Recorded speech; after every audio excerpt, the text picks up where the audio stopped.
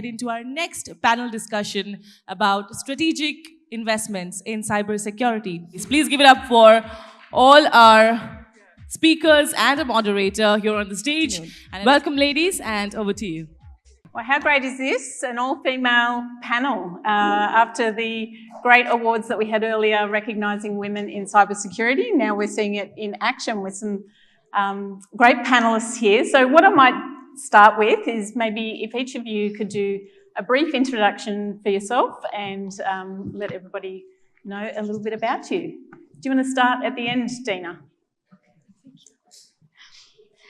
Good afternoon, everyone. I hope you enjoyed your lunch. Okay, so it's me, Dina AlSalamen. I'm head of cybersecurity at Bank ABC Jordan. I have more than, let's say, 17 years in cybersecurity. So I almost went through all areas of cybersecurity, starting from the technicalities aspects, GRC, data, let's say, privacy, and contingency planning. Thank you. Thank you, Dina. Irene? Hi, good afternoon. And like what Dina said, I hope you enjoyed your lunch. And I hope you won't fall asleep. You know, the time is not so good on our final discussion. We'll try to keep you awake. So I'm Irene Corpuz. I'm not as young as Dina. I have more than 30 years of experience, and I've been in the UAE for 17 years, working more on the government entities as advisor, strategy, and policy development. I also wear other hats. I'm a co-founder of the Women in Cybersecurity Middle East and a board advisory member of the EC Council, and I also have my own advisory stuff on the side as well. Thank you so much, Irene. Good afternoon, everyone. I'm Sithembile Songo, Head of Information Security at Eskom. Eskom is an energy sector that is based in South Africa. So my role is to make sure that we protect the national critical infrastructure from potential cyber threats, as they are very much imminent. But in terms of background, I've worked for both private and public sector, and I've been in the industry for more than 20 years now. Thank you. Thank you so much. And Afra, lucky last. Yes. So my name is Afra Almansoori. I'm known to be the next youngest CISO in the Middle East, as half of the majority of people know. I'm a business analyst and a product owner in my own organization. I've been a member in Women in Cybersecurity Middle East. Recently, I've gained a Women in Technology Awards, which I see as a big milestone for me as a young professional in this field. And I hope you, inshallah, enjoy my speech. Thank you so much. So we've got a multi-generational panel here. Afra told me her age before, and I have children her age, so I'm feeling very old. So as I was introduced, I'm Jo Mikleus, and I'm the Senior Vice President of Operations at Sithembile. And I wear a couple of other hats as well. I'm on 3 boards. One is a bank, another is a fintech, and another is a property valuation company. And so what I'd love to do in this panel session is to bring a real practical and business perspective, I guess, through the discussion we have with our panellists about the realities of cybersecurity, AI and risk, and how we can kind of bring boards and senior executives along the journey to kind of make sure that our organisations are well defended. So let's start with the big picture. I guess having been a banker myself for many years, there's seems to be banks and utility companies seem to be at the forefront of cybersecurity trends. So let's start there, and maybe Dina, if I could ask you to start with, what are you seeing in financial services in terms of the cyber threat landscape? Okay, so we've seen recently multiple types of attacks on financial sector. Mainly data breach attacks. Okay, so you may have heard about the incident that happened in America with Bank of America. So they lost around 75,000 client records, including card data information and client information and many other data. In addition to that, we have also, let's say, see kind of cyber attacks relevant to supply chain, like what happened with solar winds before.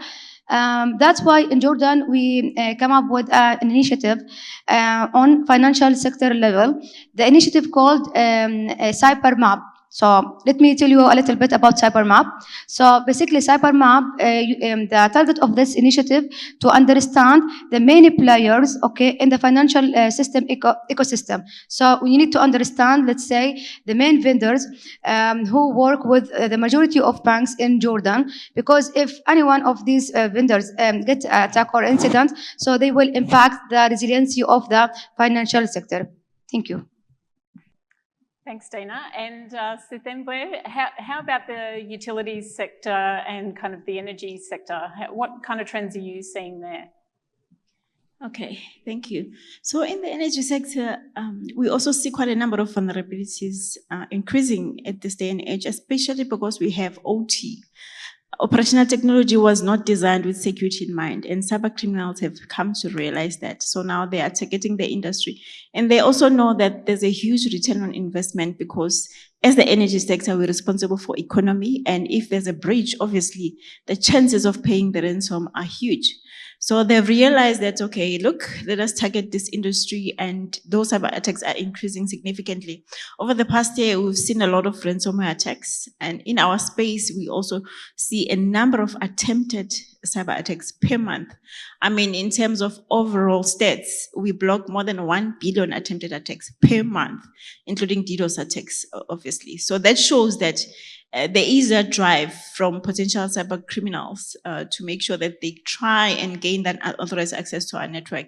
And then the next thing that has been seen in terms of trends is unpatched systems. Like I said, OT was not designed with security in mind. There's a study that was done by Microsoft recently, which reveals that almost 75% of the systems in the OT environment are unpatched. And that's a risk.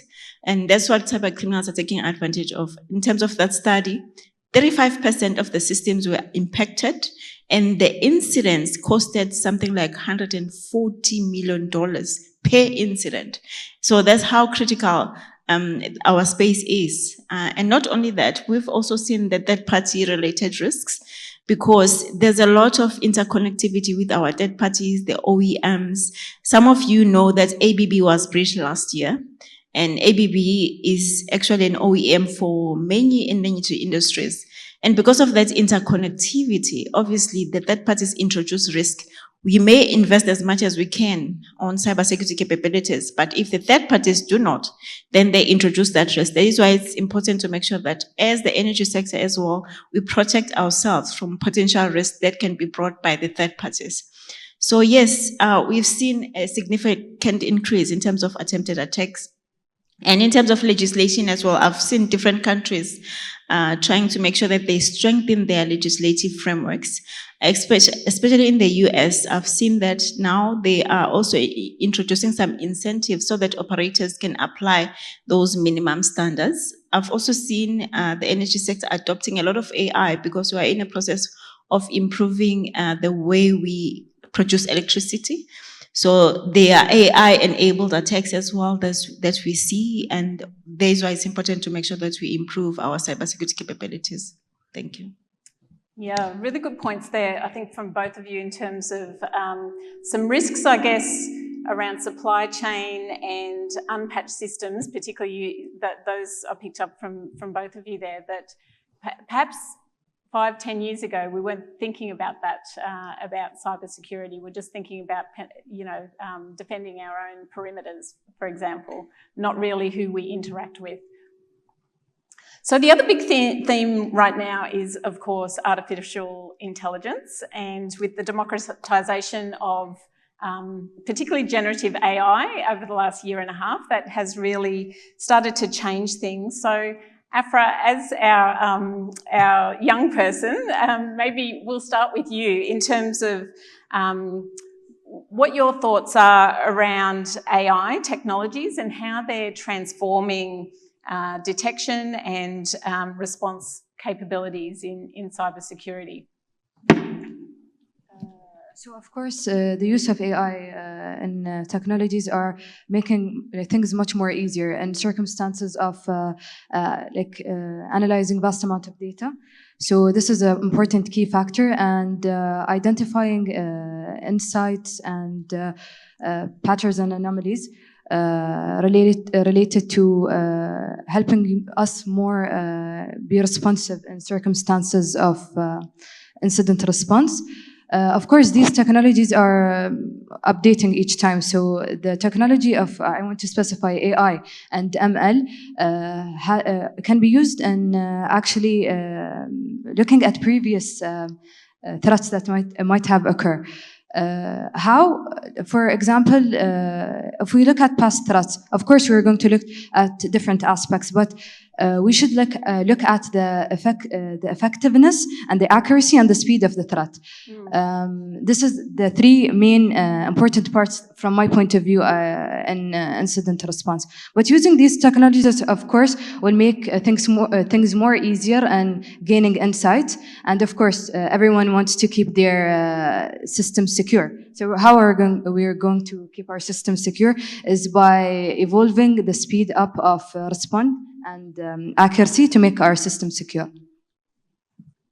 And maybe if I could just throw back to Sithembile and Dina, do you have any notable use cases where AI and machine learning is being actively, they're effectively kind of defending against cyber attacks? Okay, so I will tell you a real story, okay? Based on my experience that we already went through with my team. Yeah. Last year, okay? So we know about the information sharing process and threat intel in general.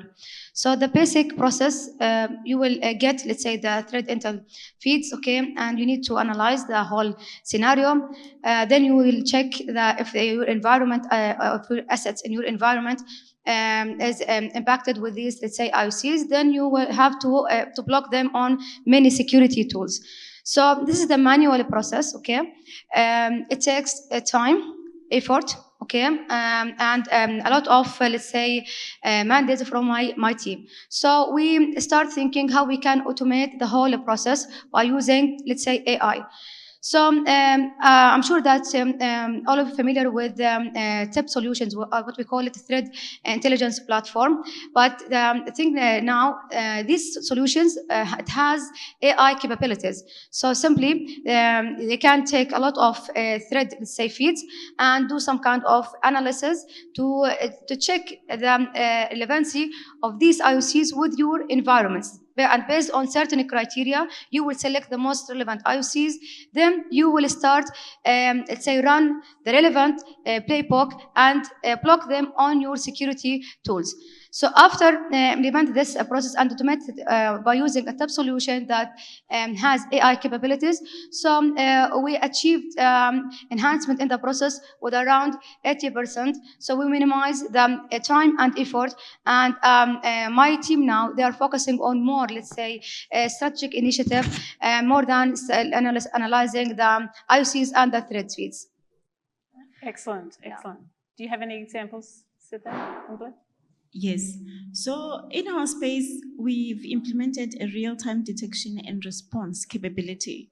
That's because we want to make sure that we have visibility. There's an analogy that I like to use, which goes like, if you are bitten by the snake, you need to know what snake bit you as quick as possible so that you can administer the right antivenom before the poison travels and kills your critical organs. Same thing applies in your environment. You've got critical systems, and many organizations end up getting breached or facing a major cyber breach because they did not see the attack at an early phase of the cyber kill chain. So what we do is we make it a point that we build visibility so that if something happens, we're able to see as quick as possible in terms of detection. In terms of response, we are able to act or respond in the early phases of the cyber kill chain. In other words, the moment that attempted cyber attack happened, we are able to block it.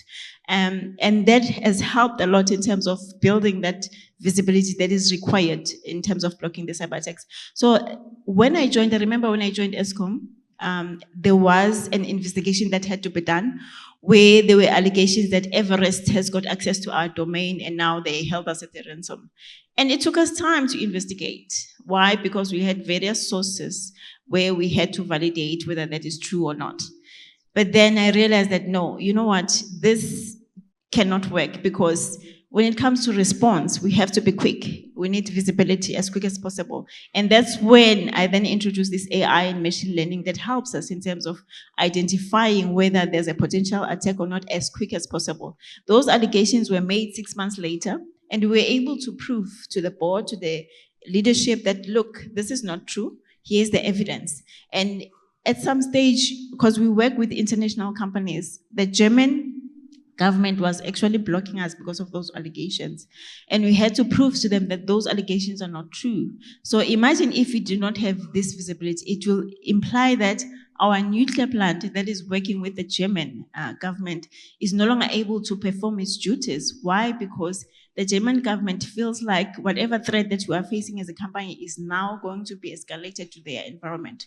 So that's the importance of building that visibility. So not only that, it has helped us a lot in terms of improving people, processes, and technology. So in terms of people, we don't have adequate resources, and we know globally there's a shortage of resources. So automating some of the processes has helped a lot. In other words, some of the things that used to be done manually by our SOC analysts is now done by this particular solution.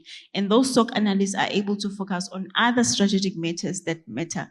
And in terms of processes, some of the processes that were manual are now automated, which is good, because that means that it saves us time, and we are able to also act as quick as possible. And in terms of technology, yes, we have advanced with the times, because we've seen attacks that are AI enabled. Actually, in my environment, I've seen 2 phishing attacks that are using AI, and they bypassed our email security capabilities that we have, for instance, from Mimecast. And not because Mimecast is not doing what it's supposed to do. It's because that particular attack was too much advanced and it was AI enabled, so it couldn't see that attack. But because we had this solution in place, we're able to block that potential attack, which could have been a major breach if we didn't have it. Yeah, some good examples there. So, Irene, I'd love to bring you into the conversation now as well. So clearly AI and using advanced algorithms, as the other ladies have said, does 2 things, I guess. It does increase the threats to all of our organisations, but also, as we've heard, there's tools now available to help with accuracy and speed of threat detection compared to, more traditional methods. So given your background, which is more of a risk and policy and governance perspective, how do you help organisations to think about that with standards, with policies, and from a risk perspective? So I'll just ask that question first, just to get some... Well, first of all, when you addressed when Dina, sorry.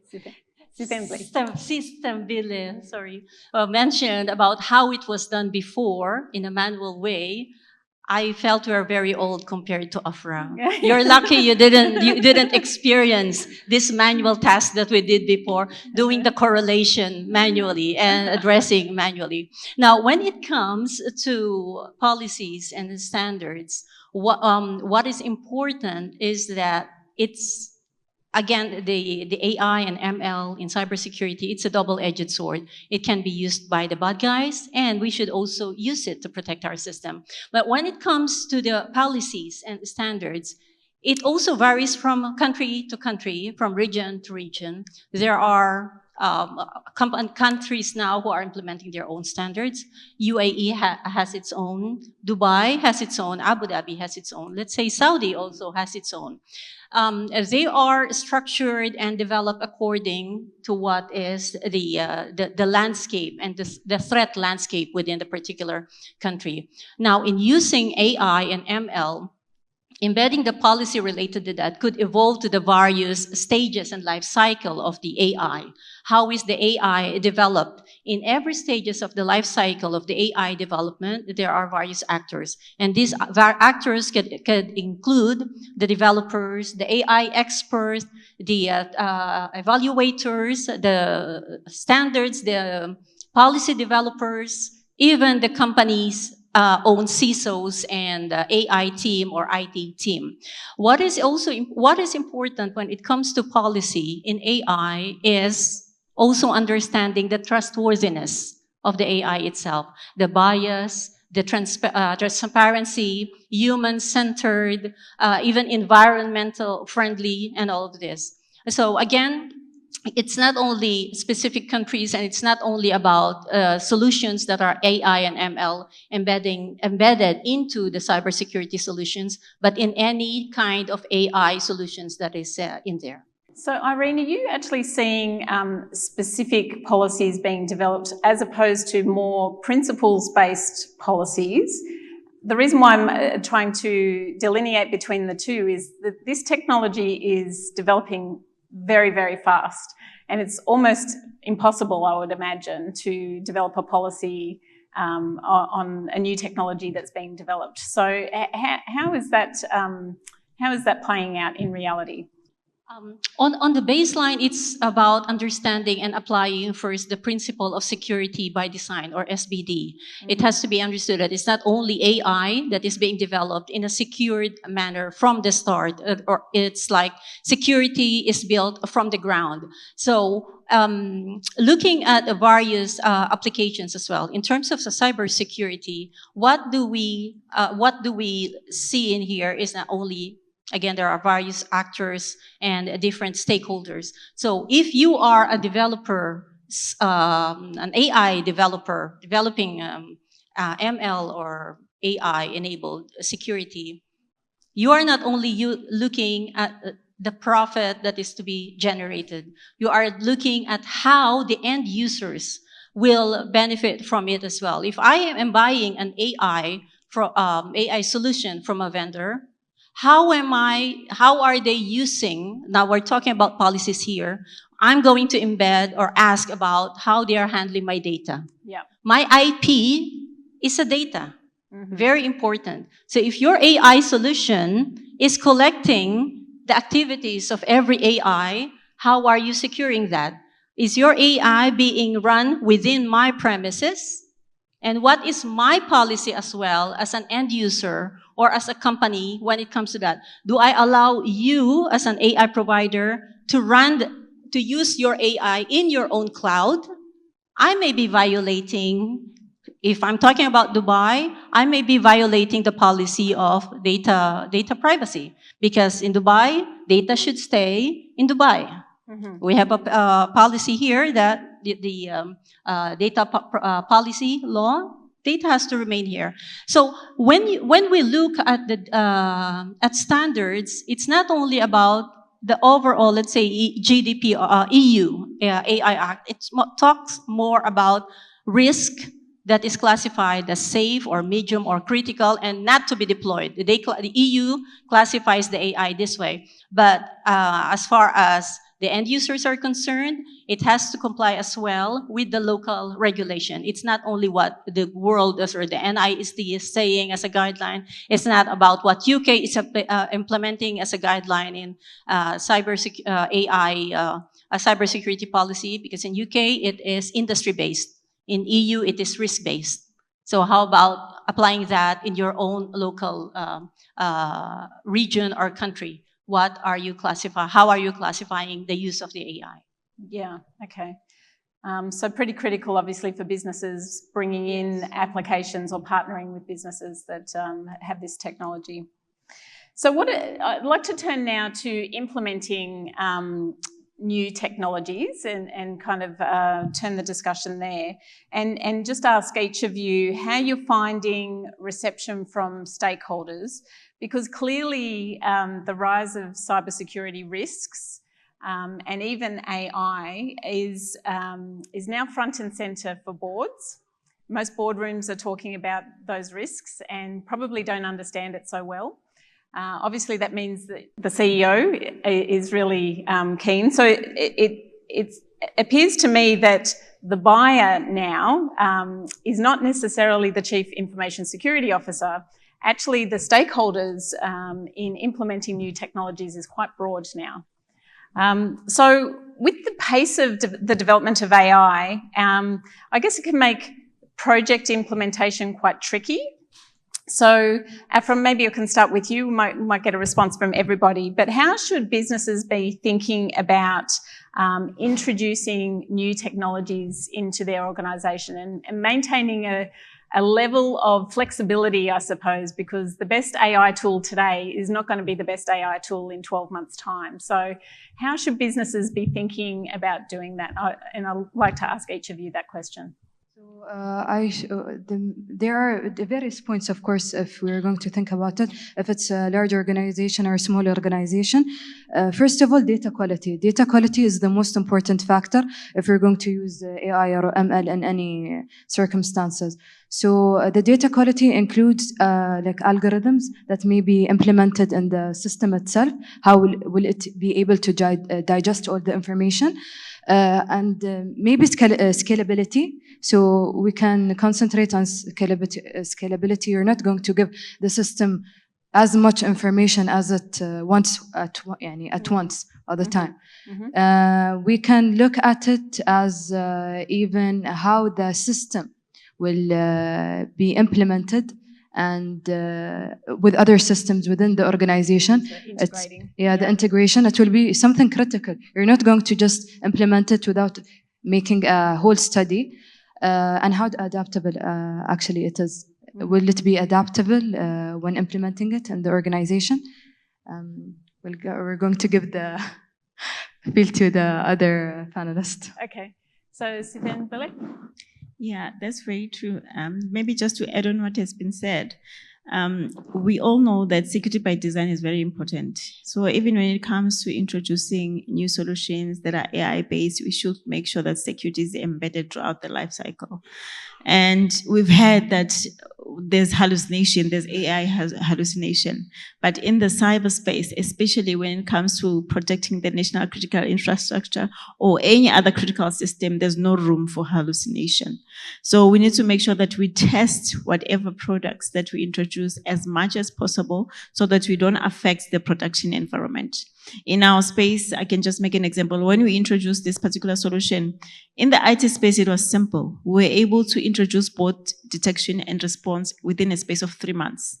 And again, it also depends on the solution provider that you select. It must be a reputable supplier, and you must also make sure that it has worked in other environments. So what we did in our environment, we benchmarked ourselves against another energy sector that is based in London.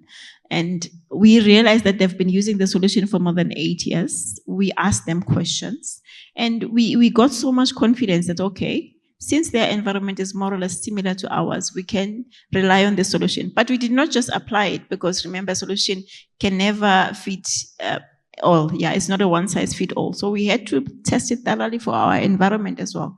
And then in the OT space, it did not take 3 months. It took time, because that's a critical environment. Safety and availability is a priority there. So we cannot afford downtime. If we implement this solution and it responds and it doesn't respond properly, it will affect the production environment, and we don't want that. So we first enabled the detection capability. We observed it, and then whenever we are ready for the response, then obviously we will enable the response capability. But now, at least we do have the visibility that is required. So all that I'm saying is it depends on the environment. Organizations are not the same. Like in my space, we've got OT, so we need to apply the necessary measures. There are standards that we use to deploy any solution, including AI solutions. So we need to make sure that we follow those standards. So as an organization, it's important to have proper standards, even for testing new solutions that you're introducing to your environment, so that you don't introduce unnecessary risks. Thank you. May I add something, please? Yes, Okay. of course, Dina. As you have said, so AI systems is not related only to cybersecurity or IT people. It's relevant to all departments in the organization. So we have seen that the best approach to do this is to have a center of excellence for AI in the organization that has a contribution from all departments, okay, a representative from all departments. If they have, let's say, they want to implement AI system, they can bring it on the table and discuss the risks of this system and how we can implement the system in the organization. In addition to that, we need to understand the types of risks that AI system brings to our environment. So we must have our, let's say, risk-based approach or framework for AI and to be part of the enterprise risk management framework, because eventually we will have one risk register for the whole organization. Thank you. And Irene. I'd like to touch on the project management or implementing an AI on a whole project management perspective. Allow me to deviate a bit. This is not only managing AI project that relates to cybersecurity, but as a general use of AI. AI has a life cycle. So from design and development to the feeding, a selection of data that will be fed, operations and maintenance, integration with other systems until its retirement. So this is the entire life cycle of the AI. One, it is very important as well on about how and who are your third-party providers. We have an issue about vendor lockout. It's like you cannot get away from them. Yeah. You are with them forever. So you also have to consider this. So it's like someone is smiling here. Lucky if you are an AI provider and you got your client locked with you. But this is something that has to be considered by the end users or the companies receiving it. So I'm talking more on the overall perspective on an AI project. Let's say I also wear a hat of a project manager. So let's just consider as well some LLMs. There are, look at how the vendor is securing the LLMs. Secured by design, look at OWASP top 10 or top 10 LLMs, OWASP top 10 vulnerabilities on LLMs. There are some guidelines that are published by ENISA. There's a lot of document, maybe 2 or 3. There are a government or World Economic Forum documents that are published about procurement. So again, my take on here, on when you ask about managing a project, an AI project, it's an overall project management of AI, not only on cybersecurity. Yeah. But before we start thinking of AI, we need to understand the type of data available in our organization. So we need to activate the role of data officer.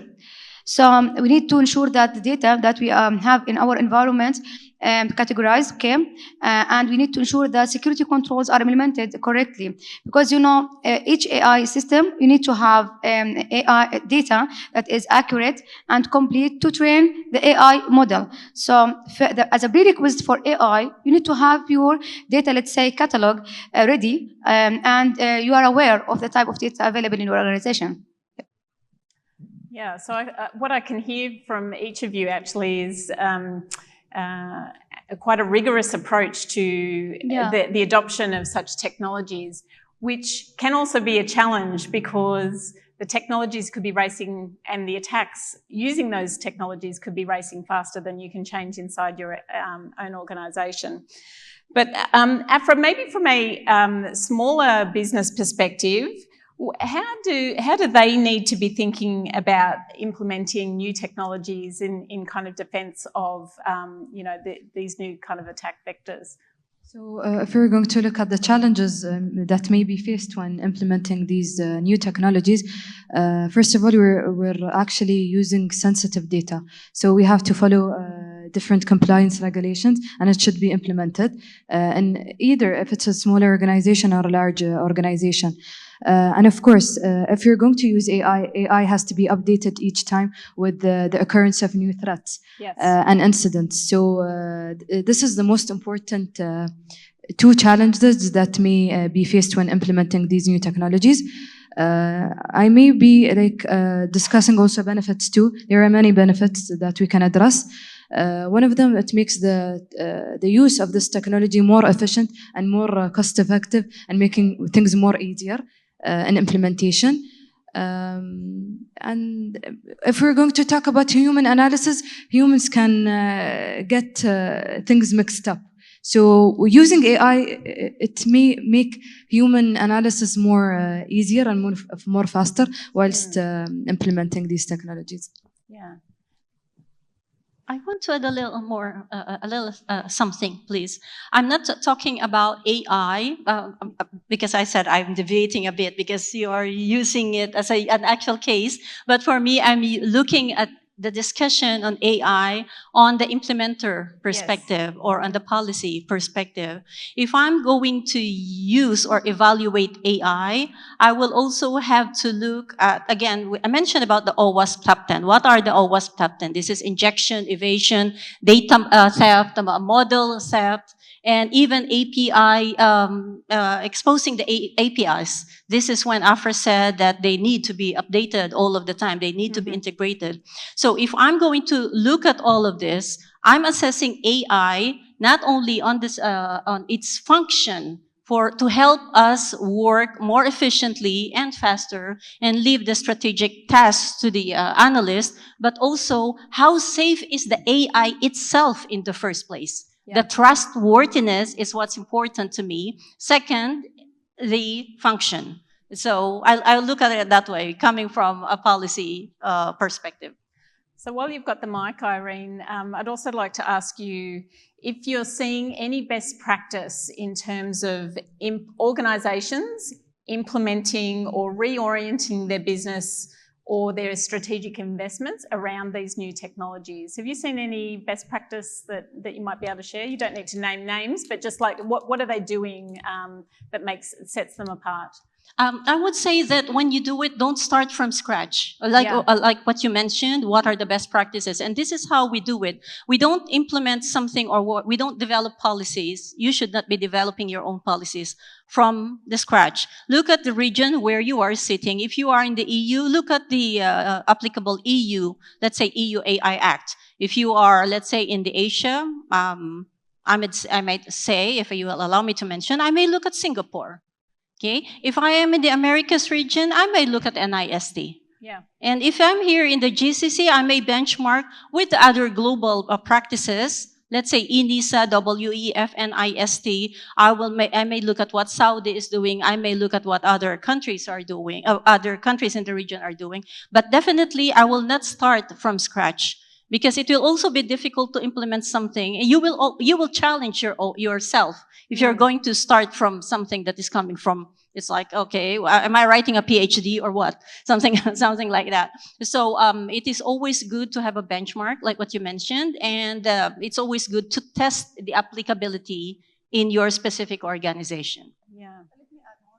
Yeah, Dina, do you have an example of best practice? Yeah, so in Jordan recently we are discussing how we can have AI framework on financial sector.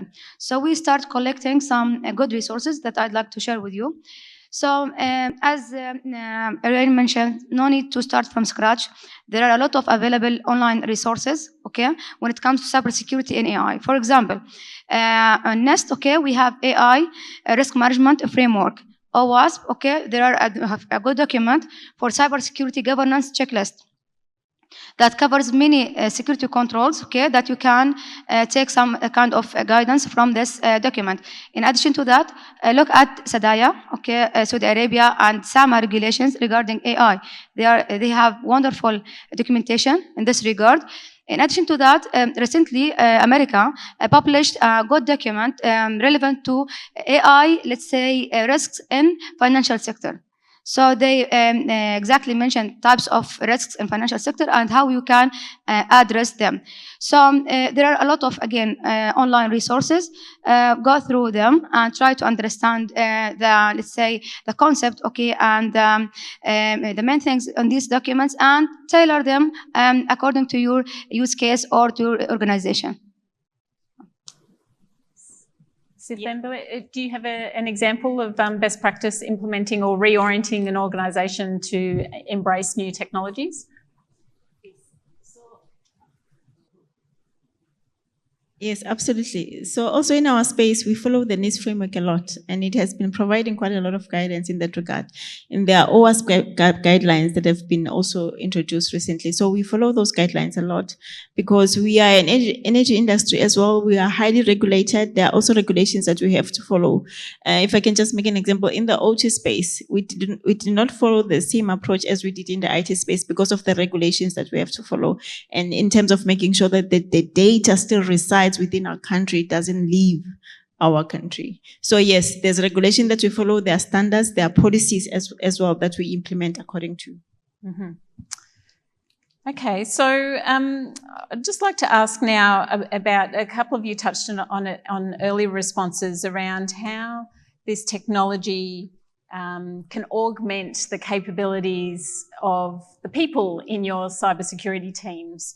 How are you kind of focusing your efforts and implementation of AI, taking into consideration the capabilities within your teams? Dina, did you want to start?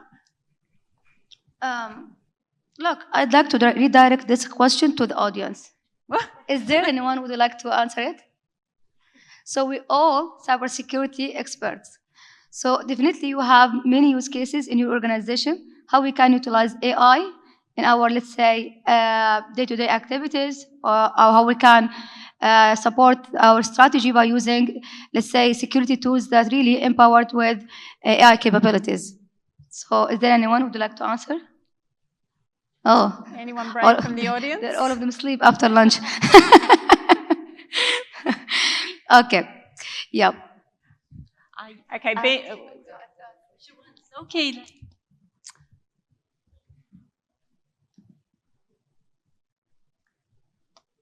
So we'll take this response and then Mr. Binu. So here's my opinion. So I think AI has already become like a key business driver across multiple sectors in the industry, predominantly focusing on productivity, cost reduction, and creating more efficiency across the organizations. Generally speaking, security team are like solutions are thrown at us that, hey, we want to embed AI into our customer journey. We want to reduce friction. We want to make more money out of it, more revenue, just because the models are becoming a lot more smarter to understand what the end customers are interested to buy, especially in the e-commerce or fintech or the banking industries, right? I think security generally becomes like the aftermath, like when you literally become like a recipient of these solutions and you're figuring out what the hell, I mean, what do I do with this thing now? So I think in my humble opinion, we will get to a point where AGI will become a reality in the next 12 to 24 months. And that's where AI can actually self-correct its own course of implementation in order to keep itself secure for the next iteration or for the next generation of the consumers. I think the solutions which are being proposed by the AI solutions today are a lot smarter because they are very rich. They are reading everything and anything. And I'm not talking about Google here, so pardon me if you think I'm praising Google here. I think there's other companies like OpenAI who have done significant advancements over there, and those solutions are capable of self-healing. That's the key aspect, and being able to protect themselves from some of these advanced attacks. But probably 6 months down the line, when I'm part of some other panel, maybe I will say, oh, hackers have found a way to circumvent the AI protection. So this is like a cat and mouse race that's going to happen forever. I think we as the industry practitioners, I think we have an obligation to keep our implementations in check and ensuring that the models are not behaving beyond the certain set of rules we're setting up. And that's the job of co-creation. I don't think that can be done in isolation. Yes, thanks, Binu. Hello, good afternoon, everyone. Hi. One of the valid use case which comes to my mind is we have been talking about regulations and the best practices. So as an organization, we have also operations in various entities in various jurisdictions where we have lots of regulatory requirements to adhere to. So at times we talk about having a UCF, or we talk about looking at certain requirements for a particular control or a particular domain. So I think a solution using AI or LLM based technology can help us to collate it or translate in a way which can be beneficial to us during our day-to-day operations, or how we ensure our compliance and adherence to these regulations. So I think this is one of a use case we all can think about. Yeah, Thank you. That's an excellent use case. Excellent use case. And then with our people, I guess that allows them to focus on more value-add activities. So you can also take a lot of the grunt work out using this technology as well. So I can see on the clock here we've got 1 minute to go. I'd like to just open to the audience. Is there any burning questions you would like to ask? And I see one quick hand up here. So you've got the question and the floor.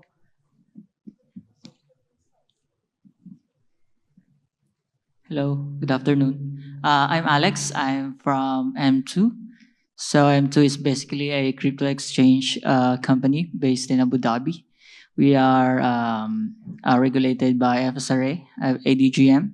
So with regards to the topic of leveraging AI and ML for enhanced threat detection. So as you may know, since we are in a very high risk industry, we belong to a crypto or blockchain industry, there's so many threats that's lurking in our industry. So as a regulated exchange, how do you think we can leverage these emerging technologies in order for us to be more effective on securing our platforms, especially that we are also holding customer finances, since we are basically an investment firm?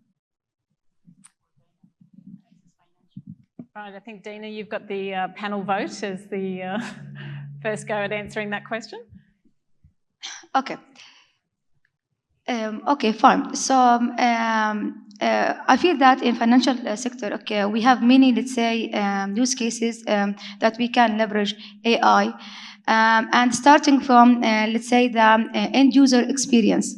Fine. So we can enhance our let's say customer experience to make it seamless. And you know that all banks is trying to provide the service in order to give the clients what we call it seamless, or the satisfaction that they are looking for. So we can utilize AI just to make the journey of the customers on our application, okay, as a bank, remarkable, and to do everything easily. With zero, let's say, latency, and to be secure as well, not only on availability, scalability, and also the security of our client information by using our services, whether it's application. And you know, in banking in general, now they are working a lot on what we call it neo banks, so or branchless, let's say, banks. So the traditional banking that we used to see before, having a branch and people customer service, you will not see this, such kind of, let's say, services later. You will go with the new concept in banking. We call it neo banks. So you will have your app, okay, and through your app you will open your accounts and do everything, okay, without let's say the need for having a counter or a customer service to ask for any kind of services. So yeah, leveraging AI again to provide seamless, okay, experience to our clients. It's going to be one of the valid use case for using AI in financial sector. Mm-hmm. Not to mention your cyber defences and risk management as well, as pointed out here. So that concludes the panel today. So I'd like to thank each and every one of you for your contributions to the panel. And I think, can you all join me in thanking our panellists today?